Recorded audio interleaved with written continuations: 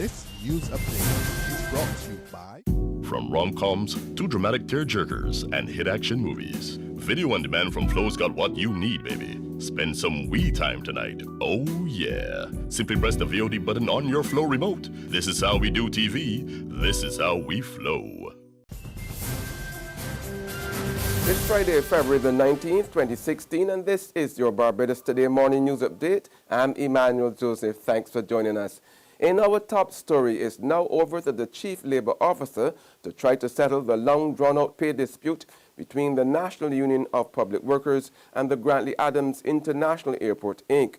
The company's corporate communications specialist, Keith Goddard, said last evening that they had now placed the matter in the hands of Chief Labour Officer Vincent Burnett. That announcement came on the deadline day for the company to respond to the union's latest letter seeking a return to the bargaining table. Earlier this week, NUPW General Secretary Rosalind Smith had declined to say what action, if any, the union would take if they didn't get a response from the airport bosses. She only said she was taking the matter step by step and wanted a speedy resolution. Up to late last night, neither Smith nor President Akani McDowell could be reached following closed-door talks at the union's Dalkeith Road headquarters. Nearly 3 months after the much-touted integrated transport system was officially launched, residents of St. John have been left waiting at the bus stop with no clear indication coming from the government as to when their promised new service will arrive. In response to complaints made to Barbados Today by some residents who had been eagerly looking forward to the integrated system involving the state-run transport board and private operators of public service vehicles, or PSVs, the Director of Transport at the Transport Authority, Alex Linton, yesterday confirmed that several challenges were encountered along the way. As a result, he said the Martins Bay St. John leg of the integrated service never got off the ground.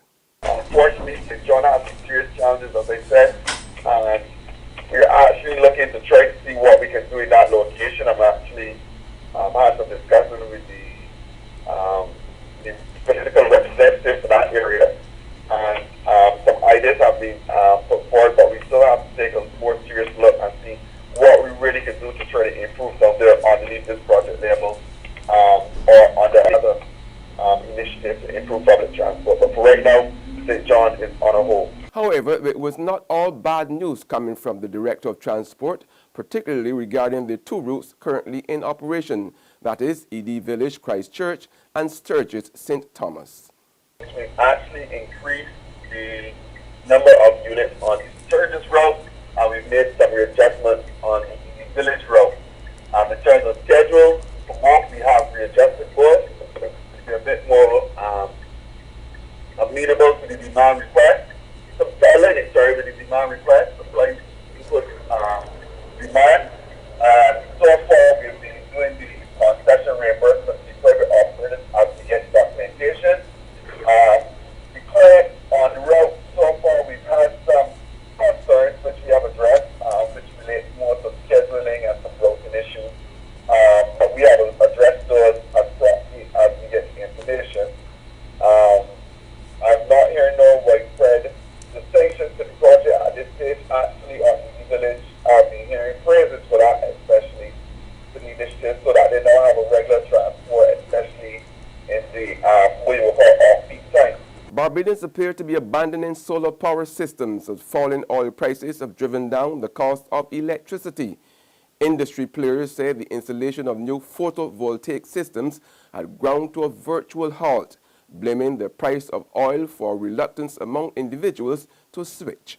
They also complained that the Electric Light and Power Act had made solar power systems less attractive to local businesses.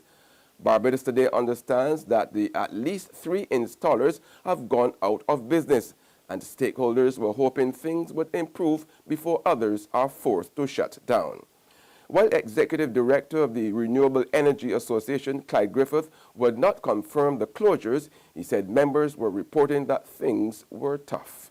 What is vexing is that because of the drop of price of oil and other issues, we have the situation where the renewable energy has virtually been coming to a standstill. A lot of our members been reporting that they're not getting any business because of that.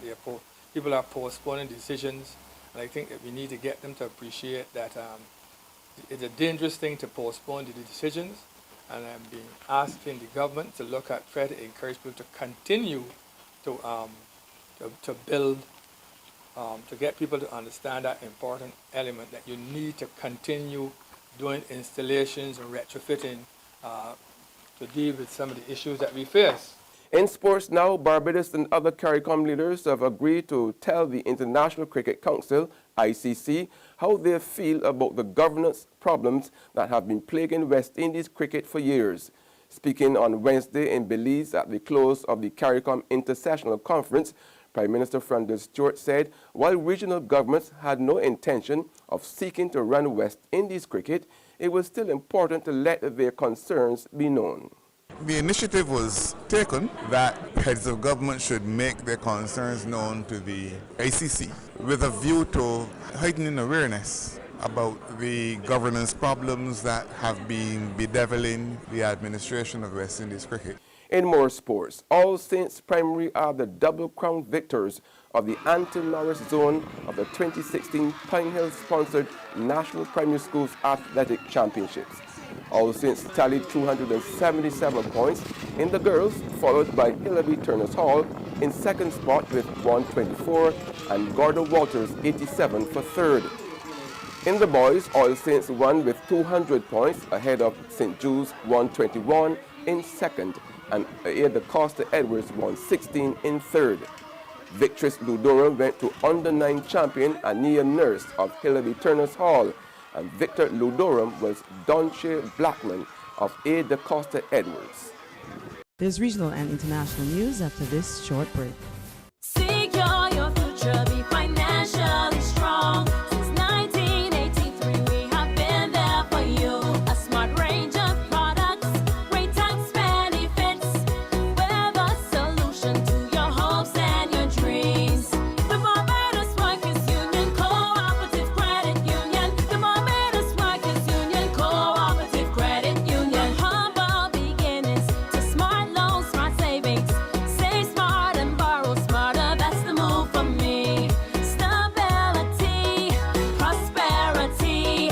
We're the solution to your hopes and your dreams. The Barbados Workers Union Cooperative Credit Union. The Barbados Workers Union Cooperative Credit Union. Get your paper, get your paper. Only 225, 220. Who? For what?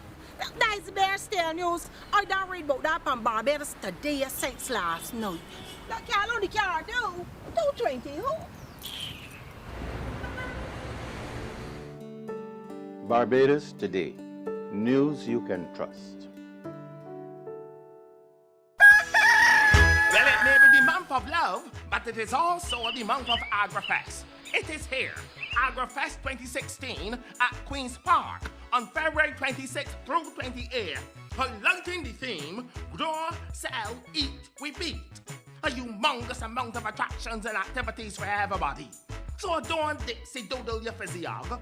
I, Brother Daddy, will be there, along with my sheep, Dolly, Dootsy, and Dan. So come, let me celebrate the very best of agriculture in the Caribbean. Turning now to news from the region, there were verbal fireworks in the Guyana Parliament this week. A fiery debate ensued between Attorney General Basil Williams and his predecessor Anil Nanlal on Tuesday. The Attorney General alleged that there were plans by Nanlal to defraud the state of $16.5 million for the purchase of a vehicle, but Nanlal maintains his innocence. On the international scene, Barack Obama will become the first sitting American president to visit Cuba in nearly 90 years, in what would be a crucial turning point between the Cold War rivals that recently shed their decades-old hostilities. Obama will visit the communist island nation next month. A senior administration official said the Cuba visit forms part of a larger tour by Obama of Latin America. That's news and sports. However, you can join us again this afternoon for more. Until then, log on to www.barbadostoday.bb, check out our e-paper, email updates, or like us on Facebook.